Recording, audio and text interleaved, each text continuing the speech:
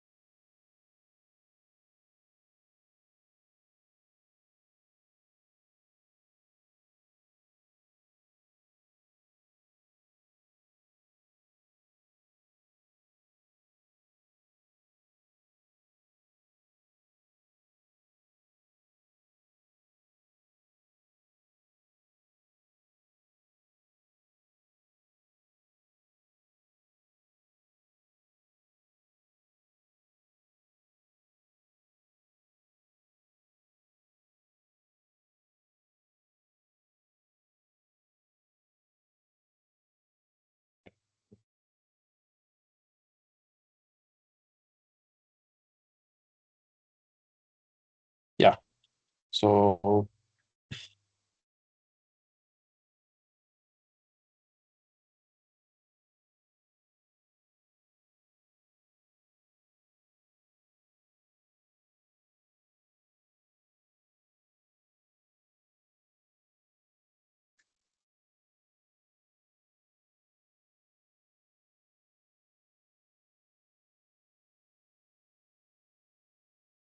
Mhm. So there were a few problems remaining from previous session. So we will first solve them. Then I'll take queries from you guys, any doubts if you have. And then we will start with some problems for today's session, right? And then we'll end the session. Yeah, towards that. Okay. So if you have any, so first everyone please confirm if I am audible and my screen is visible. And if you are facing any technical difficulty, please type in the chat box. If everything is visible correctly, then also confirm once by typing in the chat box.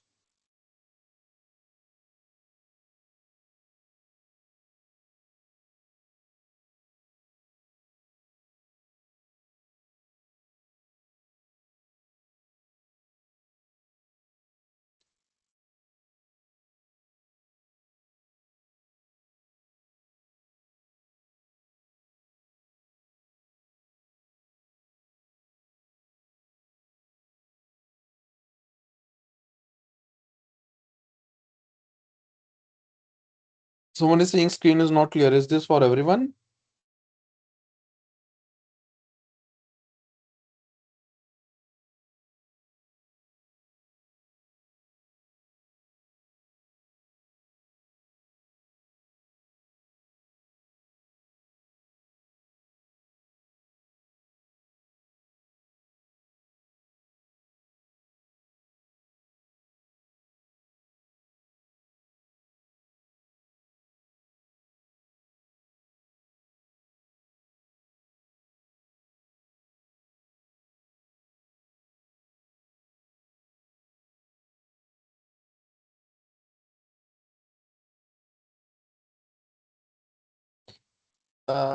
Okay, okay. So I think then it's clear, right?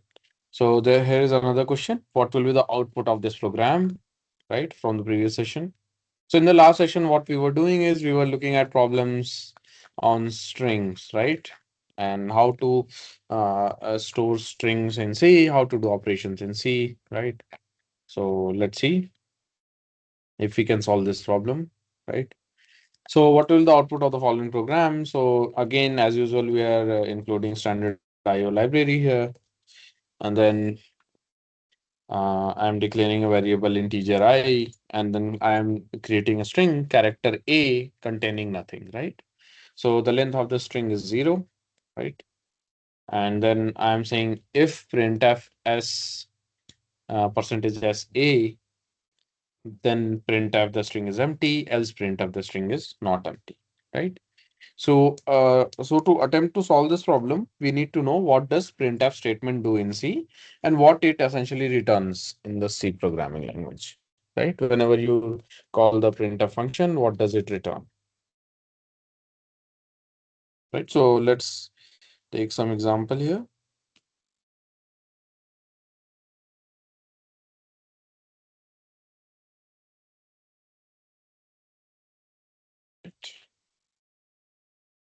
Hmm.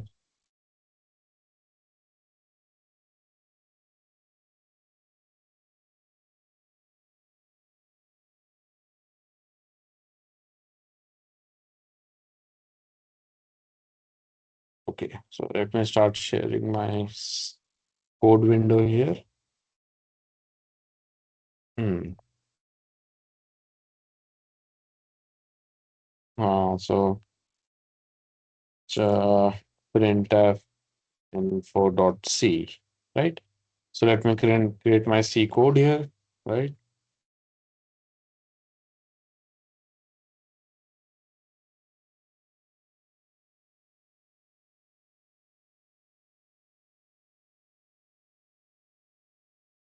Right. So, right, hashtag include again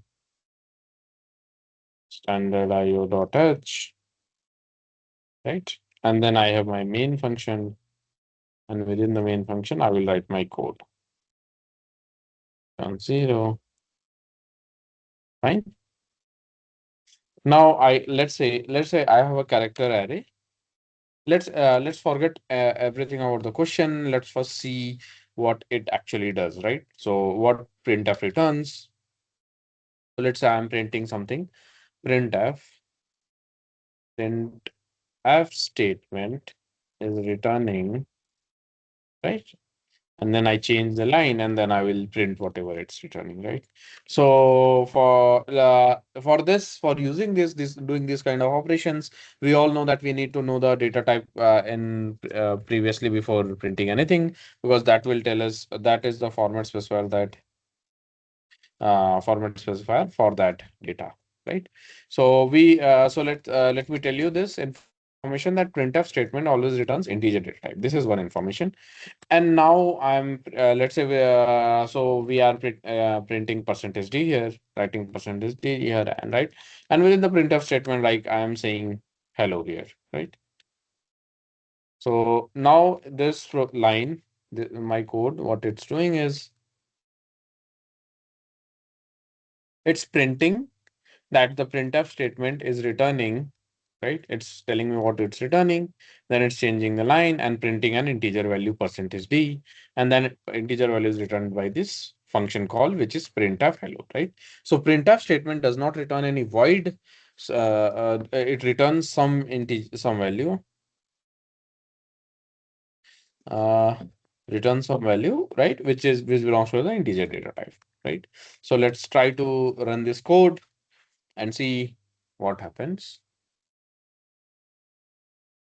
Right. So let me simply compile my code, gcc printf info c, right? And then run the compile binary, which is a.out. And you can see the first hello is printed. So what is happening in this function is, so when you call this outer printf function, what it does, it formats it first evaluates the expression, right? The expression on the right hand side. So it's first printing hello here that you can see, right? So you can see the hello printed here.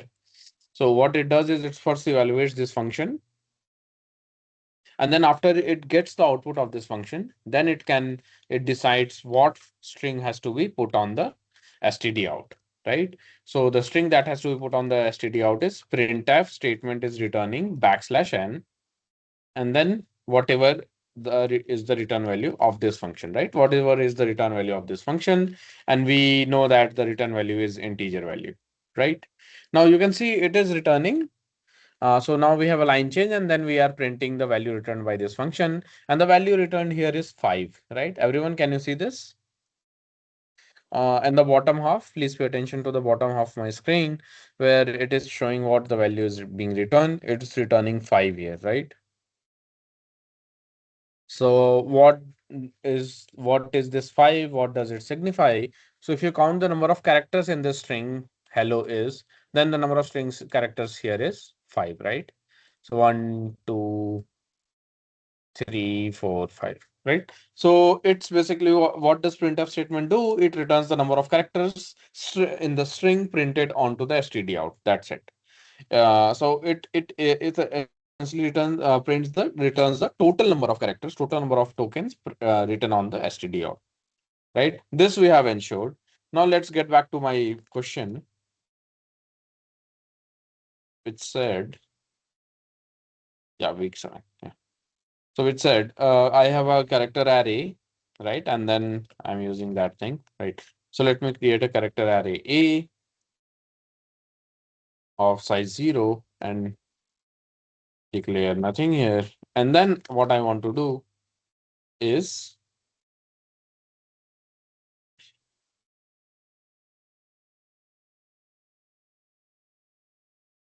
I want to print the character array, right? So which is a string, right? So for this, I need to use proper format specifiers here. So percentage s will be here, right? Now let's see what this function is returning, right? And also let's add a line change here. Let's not do anything. So let's compile my program on the bottom of. Please pay attention to the bottom of my screen, and then let me run the binary that has been compiled. Dot front slash a dot out. Right? And you can see it's returning, the printf statement is returning 0 here, right? Everyone, did you get this? Why it is returning 0? So my anyone, do you want to answer this? So my question is, so we saw in the earlier example that printf statement essentially returns the total number of string characters put on the that are put on the std out. Then the question is, what should be the total number of characters when we are printing percentage s comma a, right? And what it will return, and we can see that the return value can be obtained by using this, writing this line of code where I am printing the return value as percentage d here, right? So my question is, what should be the output for this? And everyone, what is the length of what should this printf function return here? Anyone? What it is returning? I'm not interested in what it's printing. My question is what it will return.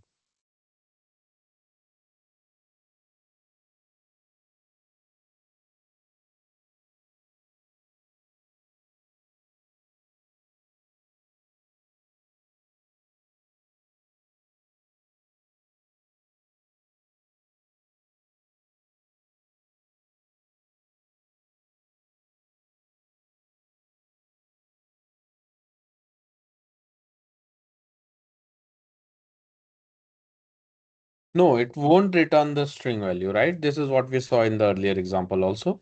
And this is also evident from the format specifier that I'm using here, right? So I can always do this int retval is equals to, and then take this printf statement from here and move it there, right? And then I can print the ret value here. So my question is, what does printf statement returns here, right? So one thing that I already saw that it returns the number of characters printed on the std out, right? And then it's an integer variable. So I can use percentage d to print that well, or I can use an integer variable to store that value, right? And then the next question is, what will be the value of retval for this statement? where character array is an empty string, right? What is the length of the string that this printf will return?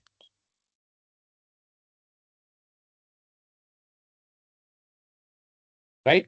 So I think many of you might be confused that it will return 2 plus the length of the character, but that's wrong. It doesn't count these format specifier strings. It only counts the exact number of strings that are being put on the std out. So if you run this program, you can see it will return 0. Why? Because the length of character array that is being printed on the std out is 0. That's why it will return 0, right? So this is how you understand this problem. So let's get back to our problem here.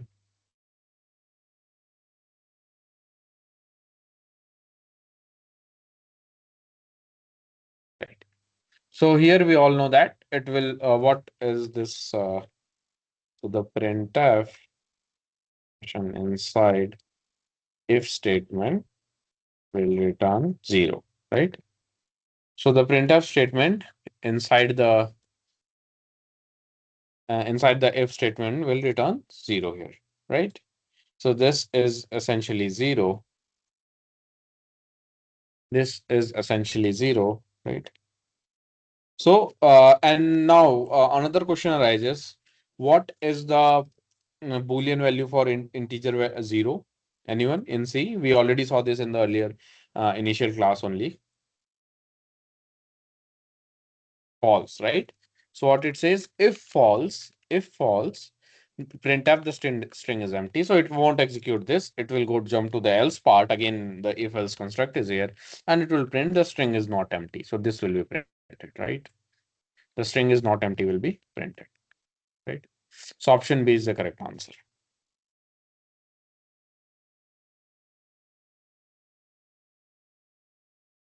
Anyone, do you have any doubts in this?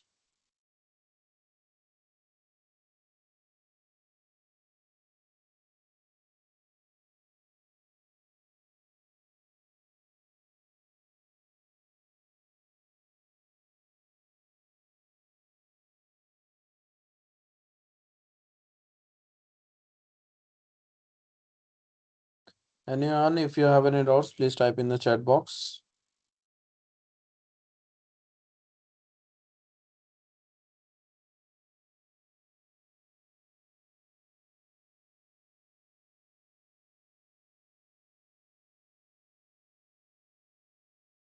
Right. So we already saw that printf statement, what it does, it returns the total number of characters written on the std out stream, right?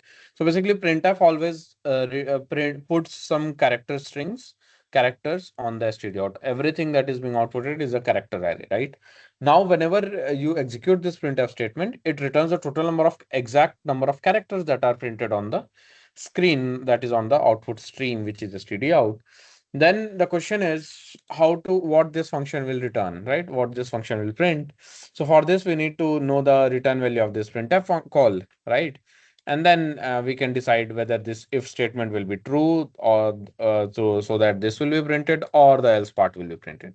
That is the question that we need to identify, right? That we need to solve, right? So now we are declaring a character array which is blank, right? It contains 0 characters. So when you call this printf statement over that character string A, it will return 0 because 0, no element, nothing is printed on the screen. So this if condition will become if 0, and 0 evaluates to false in Boolean. So it becomes if false, print this. So false state, anything inside the false block won't be executed. So else part will be executed. That prints that the string is not empty, right?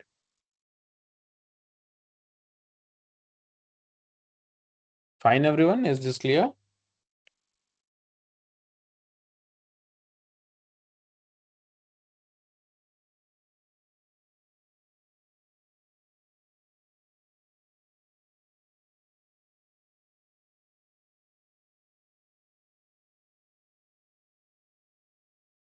Any doubts in this problem, anyone?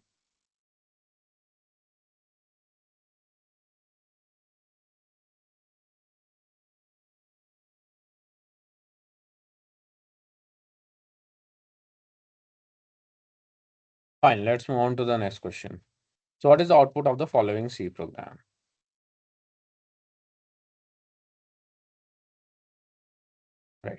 So again,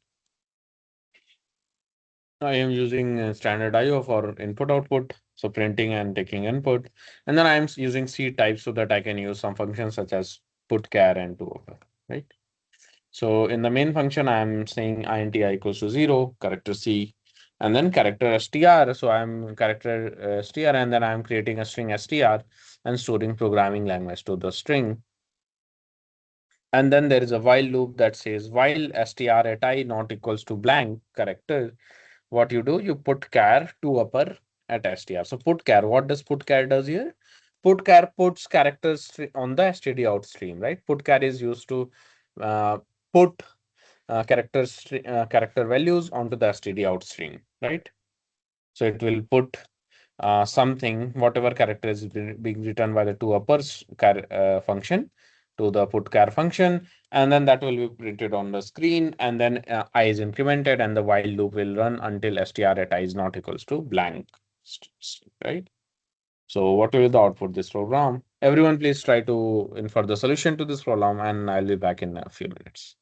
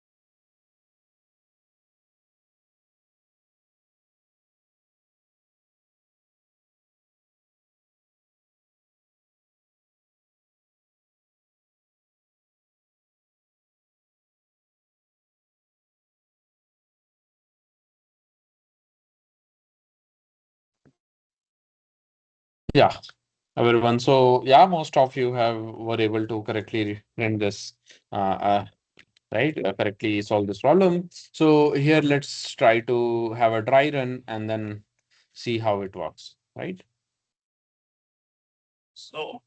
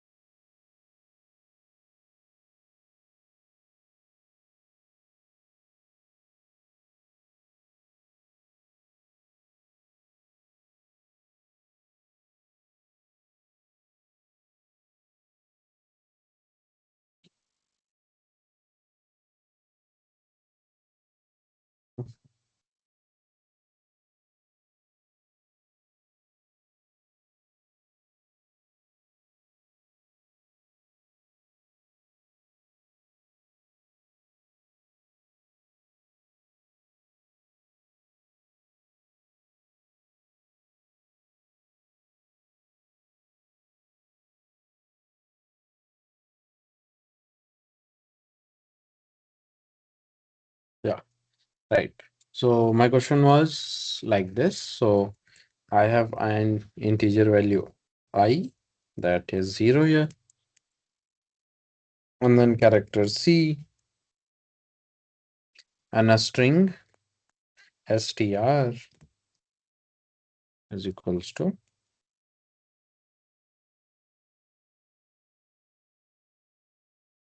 programming space language, right? Now this is a space here, right? This is a space character here, right? Now my program says while str at I not equals to a space, right? Not equals to a space character. What I have to do? I have to put char, call a function to upper, and then pass the string at index I, right? And then increment I as we go, and then finally. So this is my program, and I want to see what will be the output of this program. So it's very simple to solve, right? So let me create the block view of how strings are actually stored,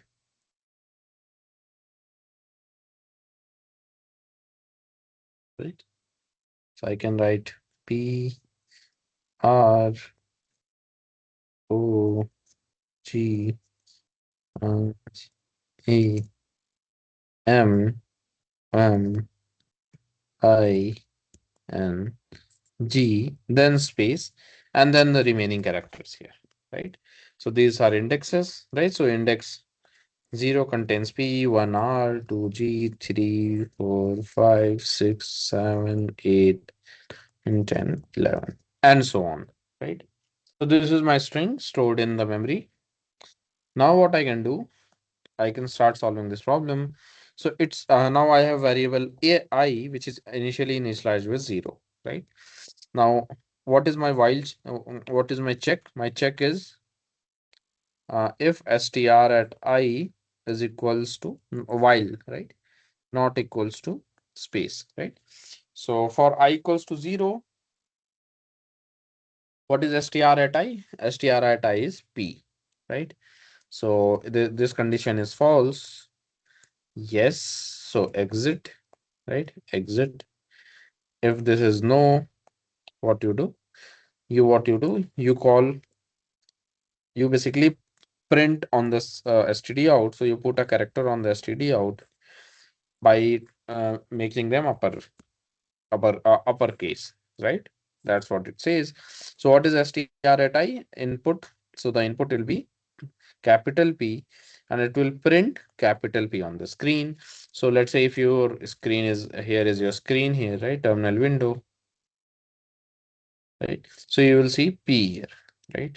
Now I will be I plus 1, right? So now I becomes, now the control again goes here and I becomes 1. So 1. Now again, what is str at 1? Str1 is R, which is not equals to a space character. So again, you print R to first make it to uppercase capital R and then print it, right? So you will see R here. Similarly, it will go on programming, right? It will print here until I becomes 11, right? So when I becomes 11, str at I is space here, right? This is space here. So the loop will say, yes, it is space. So what it will do, it will exit and your program will close, right? So the output that you will see is programming on the terminal, right? This is how you solve the, interpret this problem. Right? This is the solution to this problem. So the correct answer is programming in uppercase. So basically, to upper is the function that takes a character as input and returns its capital value, capital character in, um, and returns it. And then put char is used to put each single character onto the std out stream. Right. So let's get back to the next problem.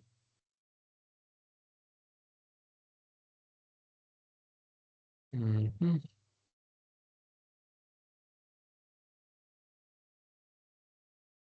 So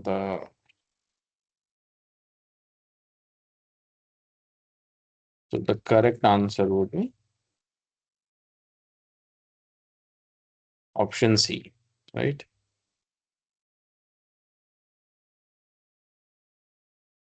Now, anyone do you have any doubts still here? Anyone do you have any doubts?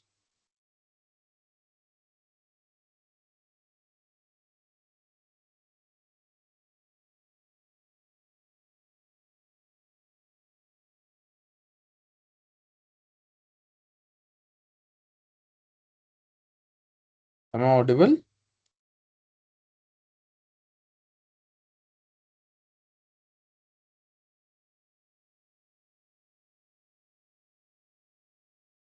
No doubts, right?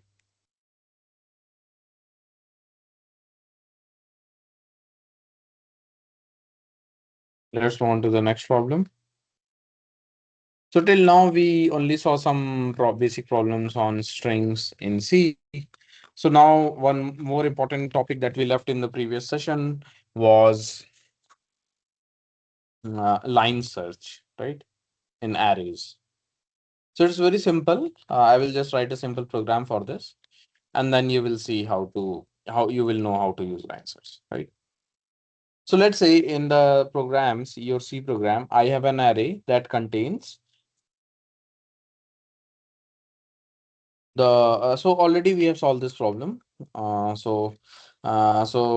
say I have an array pass, right? That integer array pass, int pass,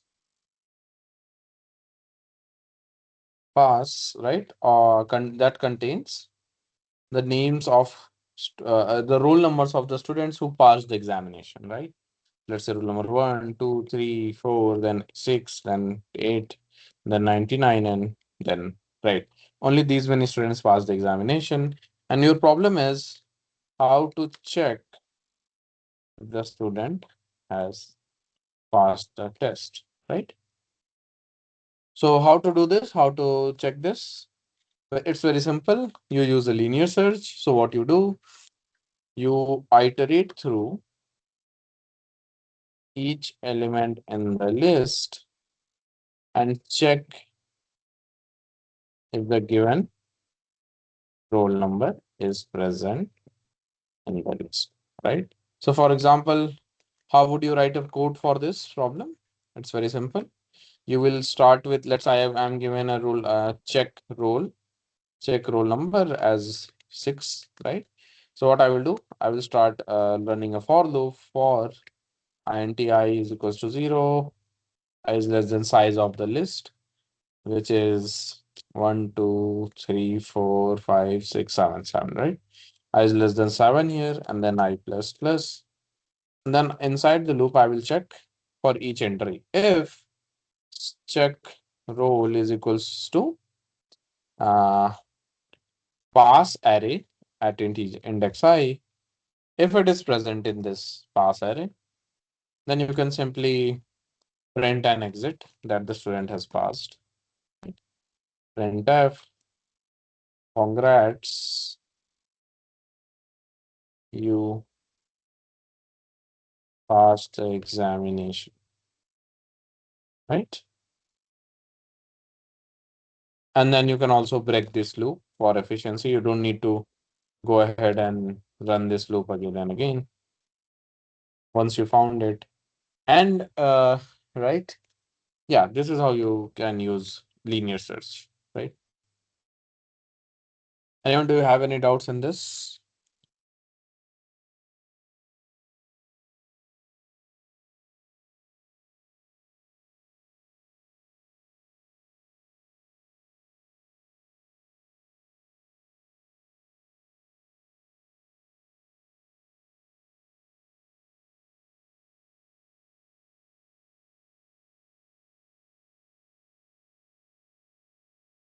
Right. So that's all for like linear search and arrays in C, and then character arrays in C, which are strings, right? And some basic string operations. The last thing that we were not able to cover in the previous session was functions. So let me give you a brief introduction to functions, how to write functions in C, what are functions, right? and then we will see some problems on them.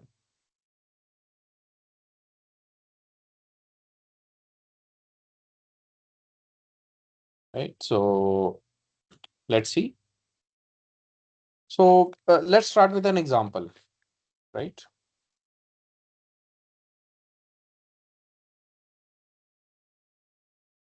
So till now we have seen a few functions already in our problem. So yeah, functions in C. So some basic functions that we have already seen is the main function, right? Is the most important function that is required by any program. The compile looks for this main function.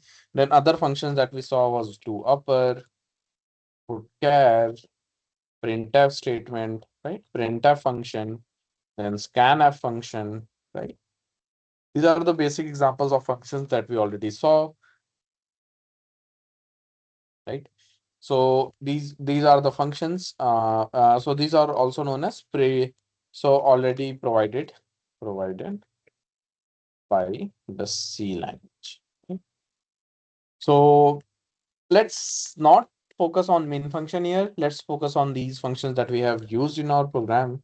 So what is the use case of printf statement, for example, or scanf statement in our program? Where did we use? One thing we know that we could have been use these functions as many times as possible in our program, right? So basically, what these functions allow us to do is execute a set of code again and again, right?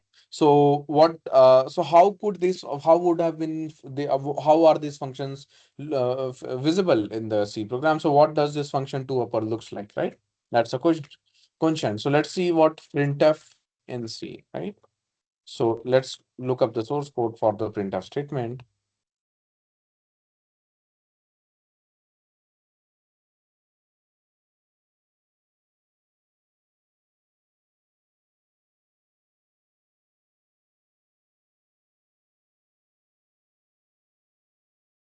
Right. So let me just open up the GNU-C.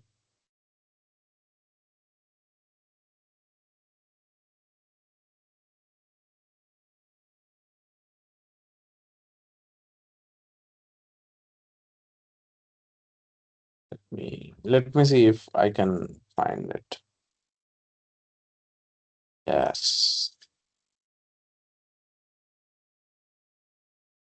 Okay. Wait a second.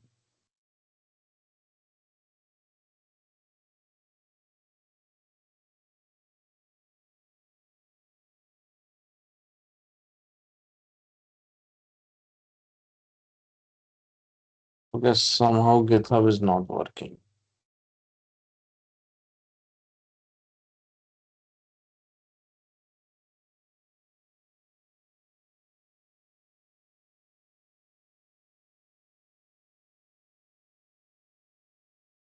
Okay, fine. Let's just ignore it. I will just write it here, right? So how to write functions in C, and then we will see what. By now we only know that these functions, what we were using these functions. You were using these functions to, let's say, print something on the screen, or like getting some output from the input, right? So what is the syntax of function in C? So syntax is, first you write the return type, right? This can be void or any other primitive data type, right? Then we have to write the function name. Uh, any name is not already used in C, right? And then you use these brackets, small brackets within which you pass the arguments, right? Argument type, argument one ka data type, right? Followed by name, argument one name. So for this, you can have as many number of arguments as you want, right? So if you combine all these three blocks, argument k. So you can have k number of arguments, finite number of arguments, and then the body of the function using the brackets. If you use these four rules, then you will be able to write functions in C, right? So first thing, how to use these to write a function is, let's say I'm writing a function. that prints simply prints hello world. And anytime you call that function, it has to print hello world. So what you can do, you can write a function that returns nothing. So you can have a void data type, right? Void. So void means you are not returning anything. Then the function name, let's call it print hello world, right? The function name is print hello world. And then you have to use the parenthesis, small parenthesis to tell that this is a function. It's optional to have some arguments to this function. You can have as many arguments as you want, but it's also fine if you don't use any argument. It totally depends upon the use case. And then you have the curly brackets to define the body of the function. So whatever code is present inside this body will be executed when you call this function in your main function, right? So let the main goal of this function was to print hello world every time I call this function. So it will simply print hello world, right? And then maybe we'll change the line, and yeah, yes. Now, now this is how your basic function looks like, right? So all these functions that we have saw must have this four constructs to write that function, right? So this is a very basic function. Now inside my main function, I can do this anti main, and I can call this function as many times as possible, right? Return 0, and I can call this function as many times as I want, right? Now the function that is calling the other function is called the callee or caller. Wait, call process. So the function that is the main function, which is calling the print hello world function, is called the caller function, and the print hello world function, which is being called, is called the callee function, right? This is callee function, and this is the caller function, right? So how the C compiler sees this, whenever it sees that you have to run this function hello world here, right? Call this function hello world here. So then there are a set sequence of operations where the function stack is being updated and control jumps to this function hello world, and all the lines present inside the function get executed, right? And when the function exits, so the stack is popped out and you go back to the main function and your execution resumes from the next line, right? Someone is saying the screen is not visible. Is this true for everyone?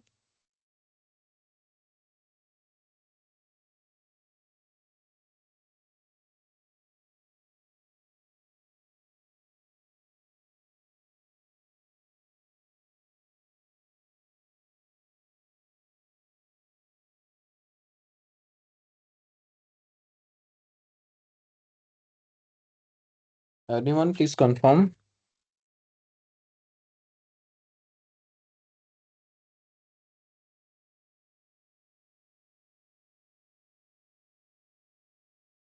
Okay, so it's visible, right? Right. So yeah, this was this. So this is how you write functions, right? Now let's say I want to write a sum function, right? My question is write a function with name sum that takes two integer arguments as input and returns their arithmetic sum, right? So let me write a C function that does this, right? How can we solve this problem? So let me start writing the code for this.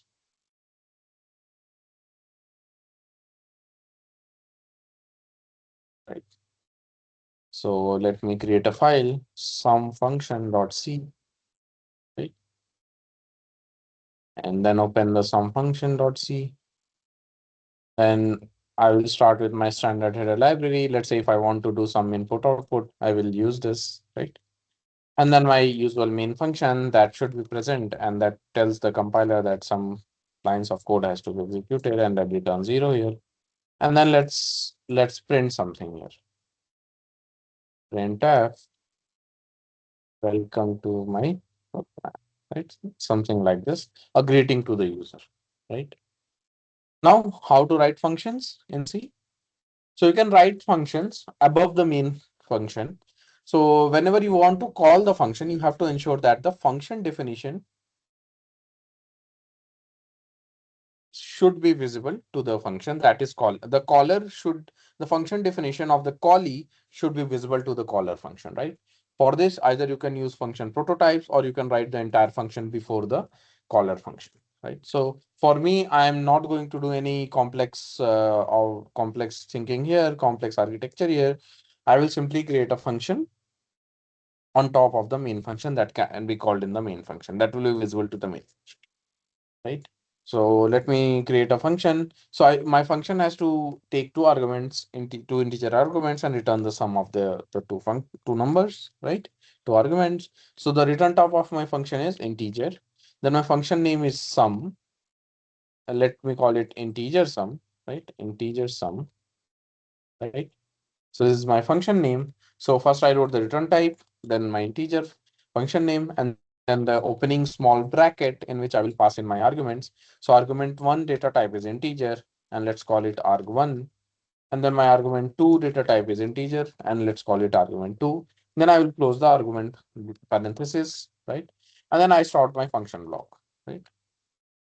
Now in my function block, what I have to do, I know that I have to return some integer value, right? So what I will do, I will use a integer values integer s, which will store the output that we are going to return, which is arg1 plus arg2, right?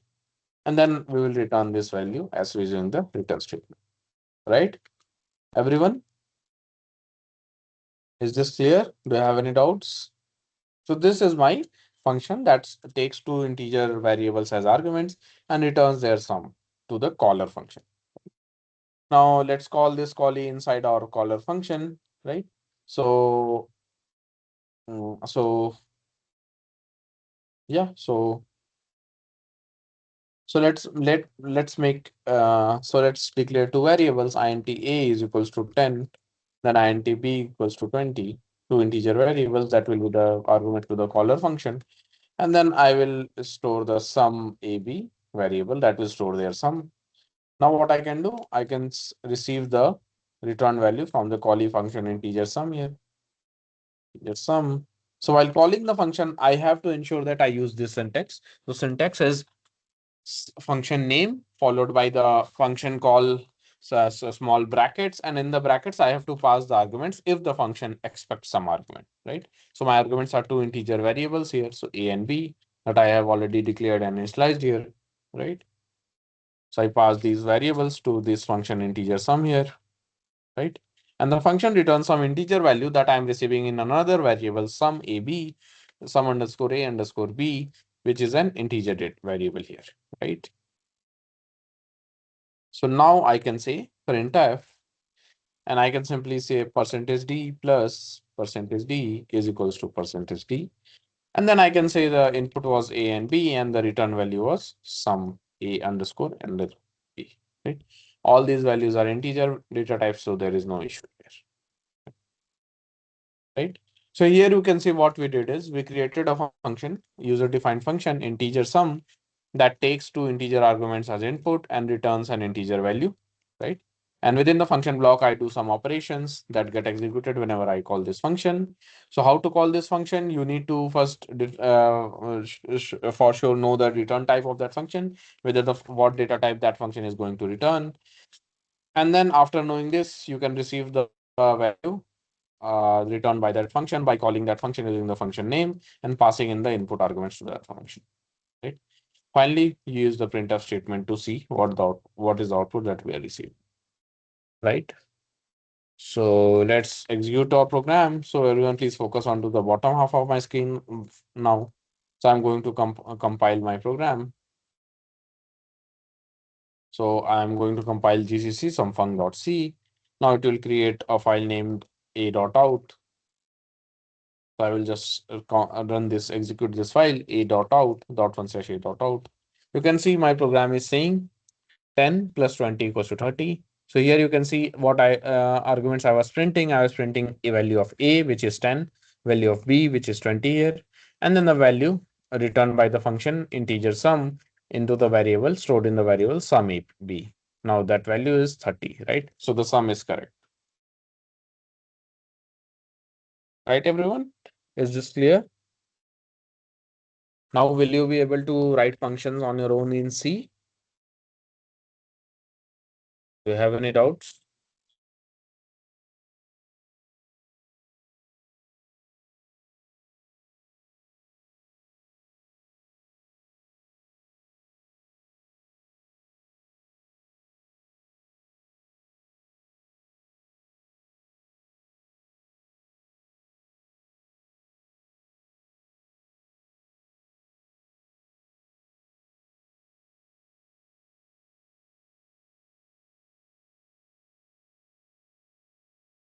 Right.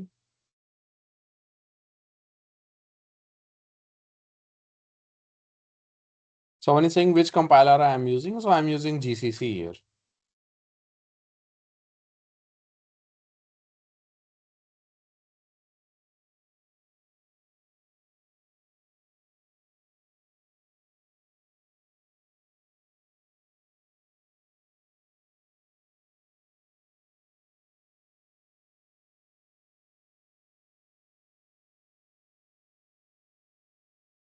Right. Anyone, do you have any doubts? Please type in the chat box.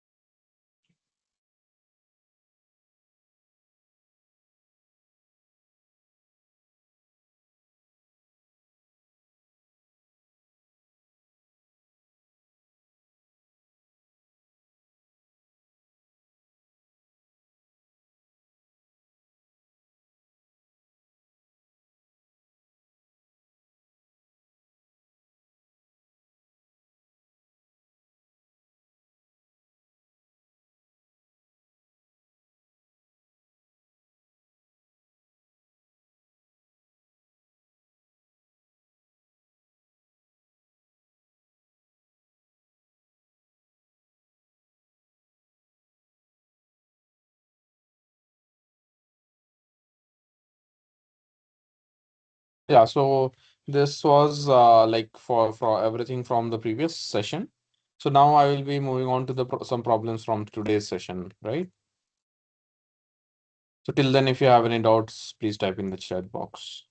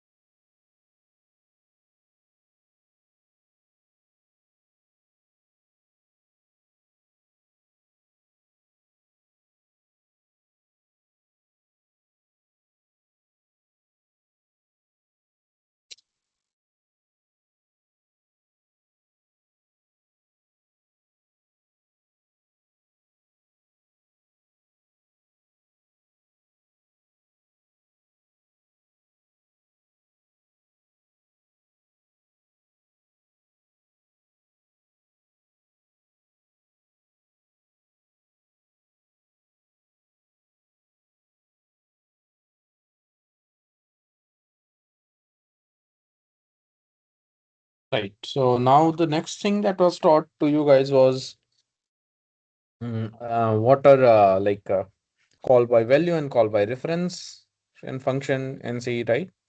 And then the next thing was what are recursive functions, right? So let me give you a brief intro to that. Hmm. So what is a recursive function? Anyone?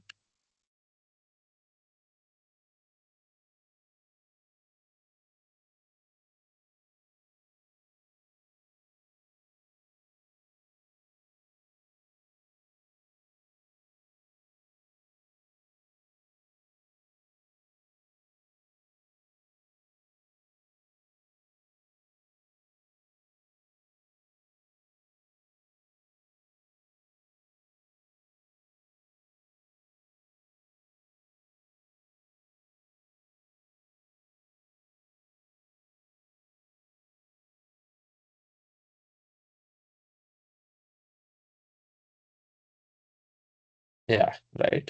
So recursive functions are the functions that call themselves.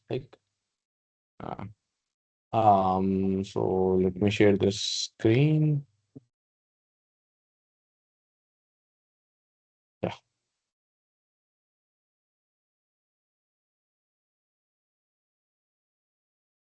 right. So let's see this problem and we to understand recursive functions from here, right? So what will this function return? Int func. The function name is func. It takes two integer arguments, int x and int y. And then inside the function body, I have three statements. The first one says if y double equals to 0, return 0. If y double equals to 1, return x. And else return x plus func x in comma y minus 1, right? So this is an example of a recursive function. Here you can see you're calling the function func again inside the function, right? So this is a recursive function,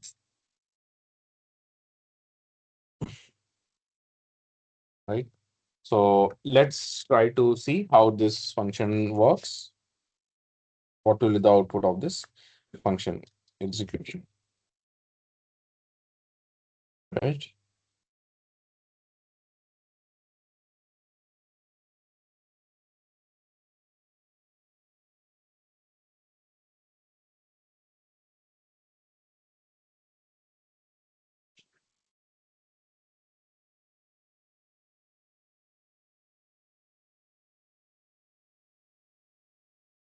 Right. So my function looks like this.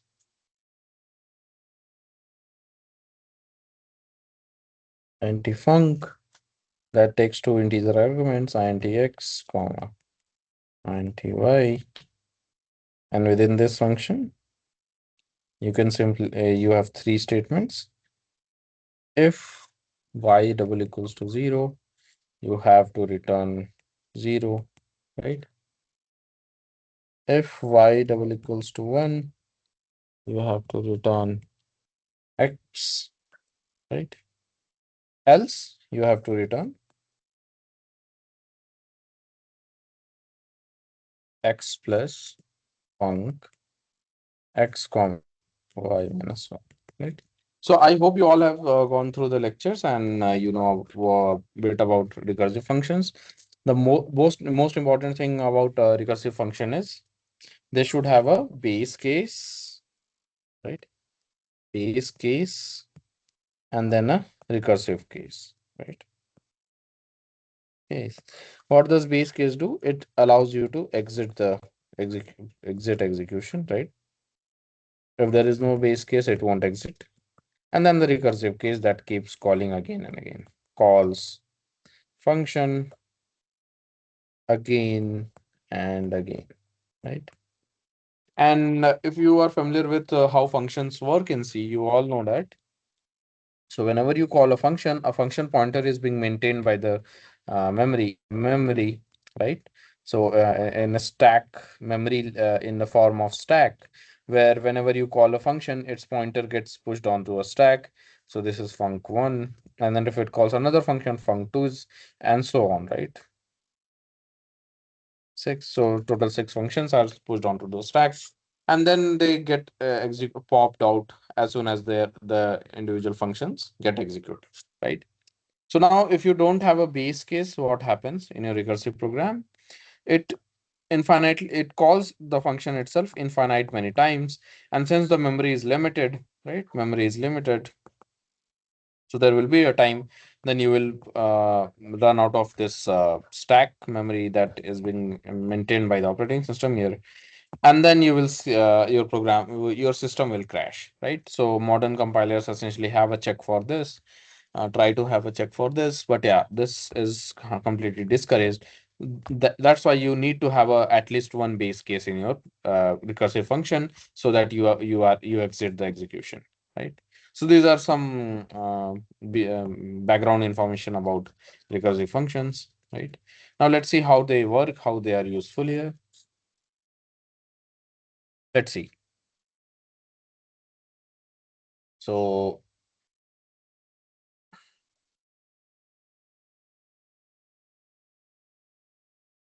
right.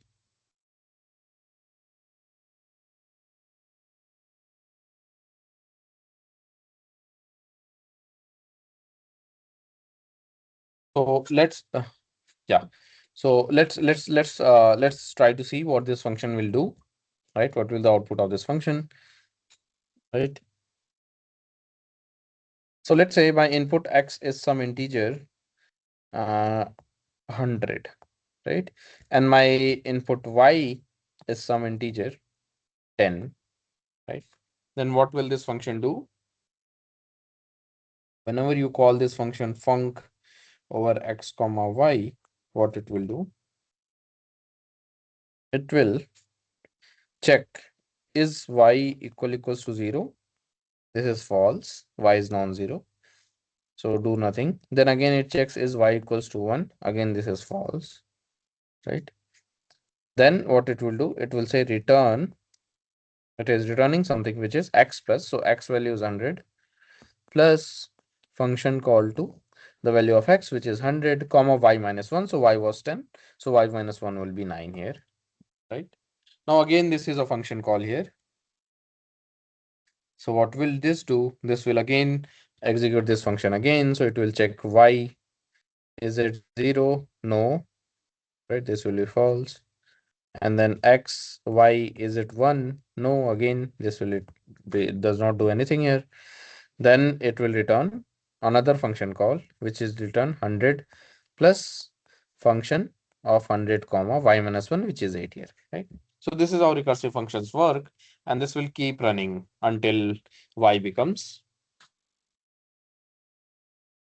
0 or 1 to this in this recursive call. So yeah,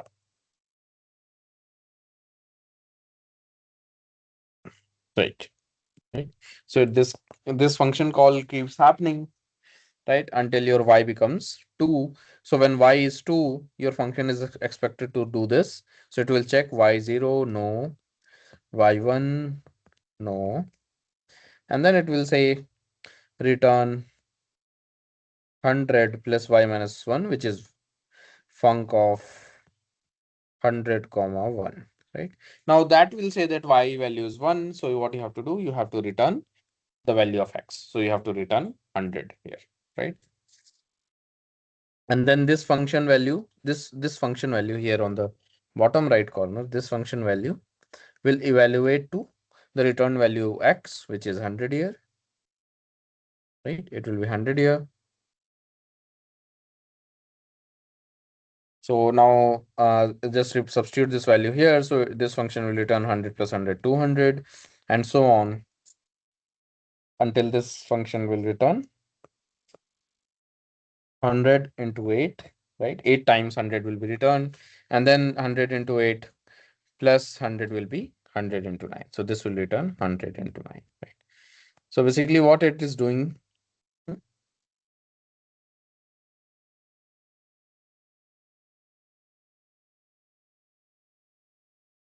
right? Let me see. Let me check once. Okay, 100, no? 100 into 1, right? It will be 100 into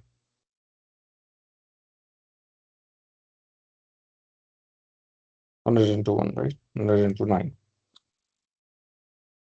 Yeah. So this function will return 100 into 9, and then total this sum will return. This will be evaluated here, and it will return 100 into 10, right? So basically what this function is doing, this function is returning the value of x into y. That's it, right? Given x and y are positive integers, so x is greater than equals to 0, and y has to be, x can be any value, sorry. Yeah, x can be anything, but y has to be greater than 1, right? Greater than equals to 1, then only this function will exist, right?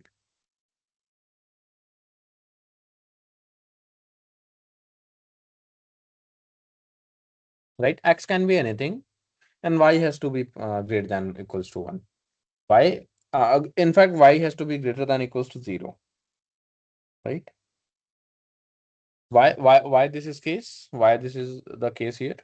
Because why we do, anyone do you know why I need y greater than 0 here? Y greater than equals to 0? Anyone, can you answer this?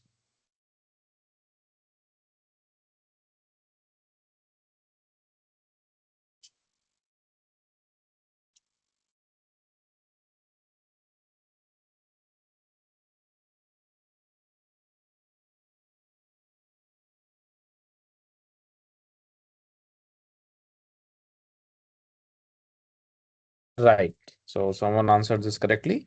So basically, you, when you look at the base case here, base conditions here, they all only work if y is 0 or 1, right?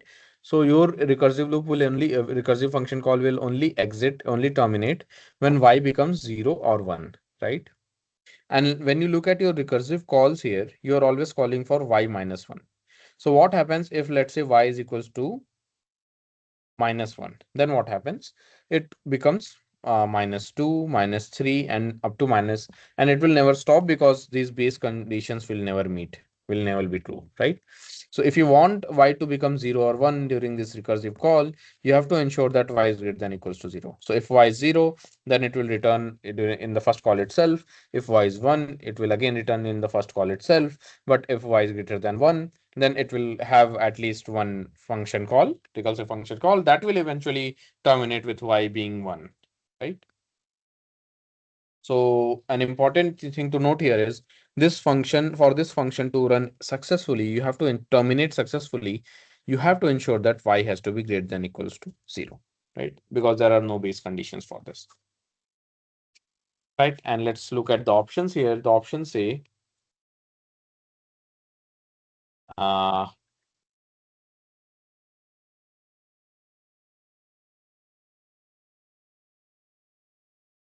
right. So the option says here, x and y, x multiplied by y, where x and y are integers. This is not true because uh, infin infinite function calls when y is less than 0, right? X into y, where x and y are non-negative. Yeah, that's true. X need not to be positive either. X can be any integer, but y has to be always positive, right? Non-negative. Y has to be non-negative. It's not returning x. So this is entirely wrong. It's not returning x plus y, right? So this is not true. So the correct answer is option B. Anyone? Do you have any doubts in this problem?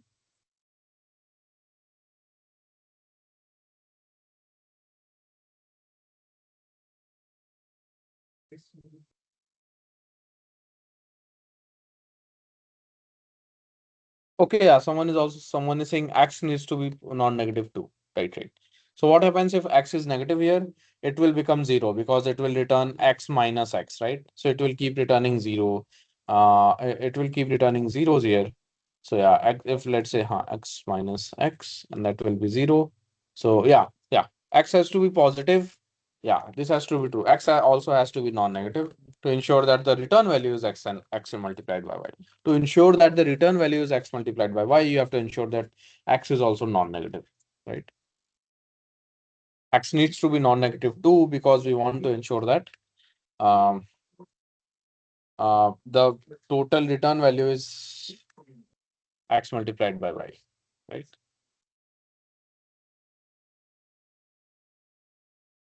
Anyone do you have any doubts in this?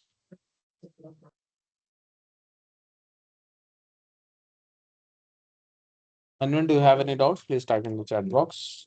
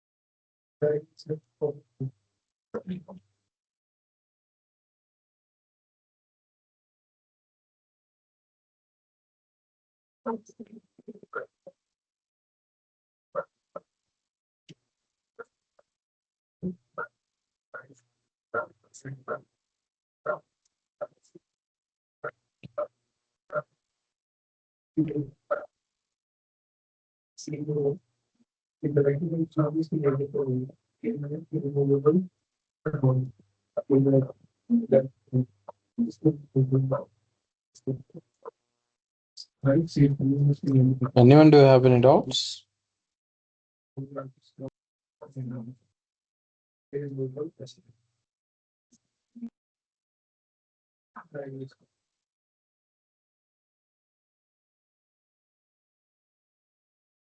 Right. So let's move on to the next question. So what will be the output of this function? Right. So you have a swap function here.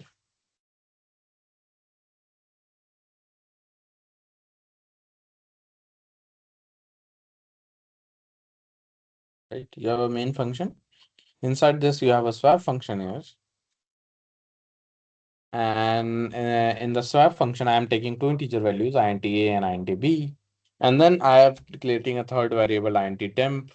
So I'm using the standard swapping call, swapping code where I'm using a third variable to swap the values stored in these two variables. Now, let's see. So everyone is familiar with this swap function. I hope this version of swap that we have already seen in initial sessions, maybe in session 2, right? So let's see what this main function does with this function, do with this function. So it says int main, it says int number 1, num1 is equals to 10, num2 is equals to 20. And it's printing their values. Brief before swapping num1 equals to percentage %d, num2 equals to percentage %d backslash n, and passing the arguments num1 and num2. So it's basically prints before swapping number 1 is equals to 10, number 2 is equals to 20 here, right? Then what we do, we swap the function values using swap call, swap num1, num2, and then it does some operations in on these two variables. And then I'm printing print after swapping num1 equals to percentage %d, num2 equals to percentage %d, and print their values. So the question is, what should be the output here? So anyone, do you have any answer to this?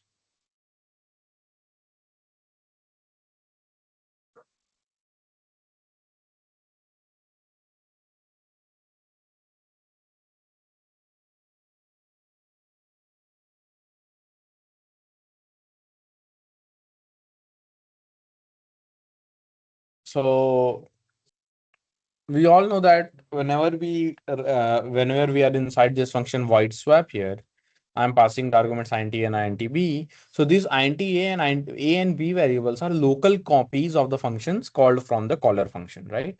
So a is equals to num1, b equals to num2, but these are local copies. They do not refer to the original values, variables num1 and num2. So they cannot do any operation on the num1 and num2 functions. So for this function, a and the scope of variables a and b it's created when the function swap is called, and then this swapping operation happens. So inside the swap function, the value of a will become 20 and b will become 10, from 10 and 20 to 20 and 10. And then when the function exits, these two variables will get destroyed, so they won't be stored in any place in the memory, and they won't affect the values stored in the variables num1 and num2 here. So the correct answer will be option A, which says before swapping num1, num2 are 10, 20, and after swapping also num1 and num2 are 20. Right? So anyone, can you tell me? So now we know the answer. Can you tell me why this happens? Like, what was the programmer trying to do here?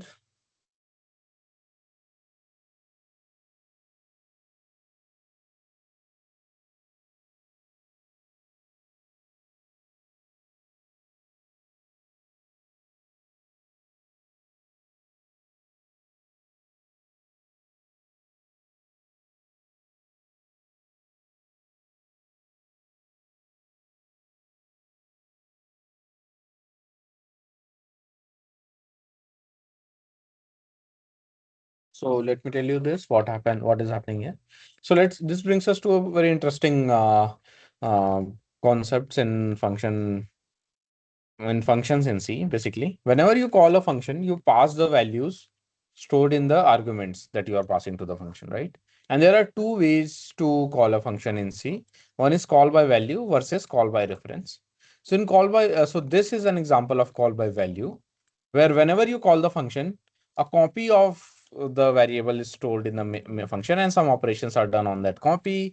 The changes inside the function do not get reflected in the caller function, right? Inside the callee function do not get reflected inside the caller function, and the syntax is func_var, right? So only the value is being copied and passed to the function call by value in call by value. Right. Now, let's say if I wanted you to ask, I want to ask you to essentially use this swap function itself, but I want you to ensure that the changes are reflected in the main function, which is the caller function here. Then what would you do? So then you can use the call by reference protocol, where you pass a reference to the variable, passed as input to the function argument, and then the changes in the function will be reflected in the caller function itself. And the syntax to this is func &var. So var. So what is the difference between two? Like what differentiate between these two philosophies of calling functions? So call by reference, what I do is I pass the pointer to the memory location in which the values are stored. And if you pass that pointer, you can do a manipulation at that memory locations and change the values there, and that those changes will be visible everywhere in the until the main caller function is present, right? But if you are using call by value, it doesn't pass any reference to that memory location and nothing happens, right? So let's say if I want to write this swap function again using call by reference, then what I will do, I will call it void swap, since it returns nothing. And now my inputs will be integer pointer. So int asterisk and variable a, and then int asterisk and then variable b. So now I'm taking the memory location in which the values are stored. And now I can use the swap function here. So int temp, so int temp here, right? Is equals to a. But again, a is a pointer here. So if you want, if you need to fetch the value stored at that memory location, you have to use the asterisk dereference operator here, which dereferences the memory location and returns the value stored at that memory location. So now temp variable stores the value stored in the memory location for variable a. Then I can say the value stored at the memory location for a should now store the value stored at the memory location of b, again using the dereference operator here. And then finally, the value for b should be equals to the value stored in the variable temp. Now, when inside the main function, when you call this function here, and to create two variables, int num1, comma num2, and then you say num1 is equals to 10, comma num2 equals to 20.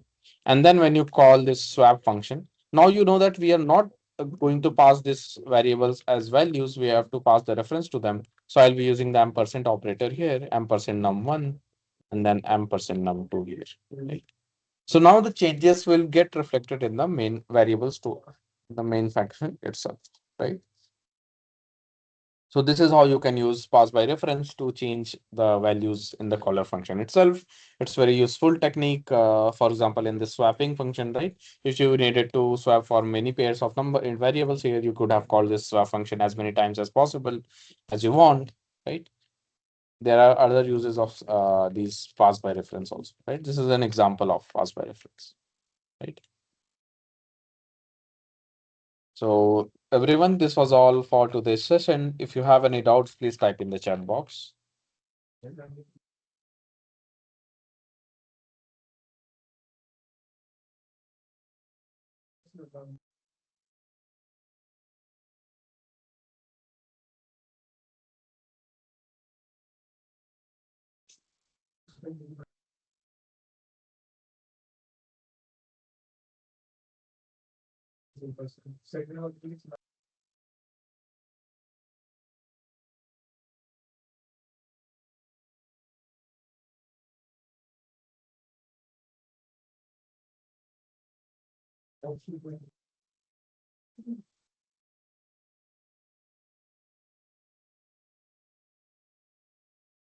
Anyone, do you have any doubts? Please type in the chat box.